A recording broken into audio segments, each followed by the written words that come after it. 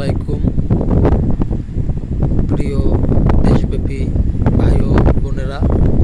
দেখুন, যমুনা নদীতে সিরাজগঞ্জ এখানে কালবৈশাখী ঝড়ের কি তাণ্ডব চালাচ্ছে। দেখুন কিভাবে পানি কিনারায় উঠে আসতেছে রোলিংয়ের ঢেউতে। আমরা কিনারা থেকে ভিডিওটি করতেছি, তো এই হালকা নমুনা দেখে আপনারা হয়তো বুঝে নেবেন যে অরিজিনাল এখানে কি চলতেছে।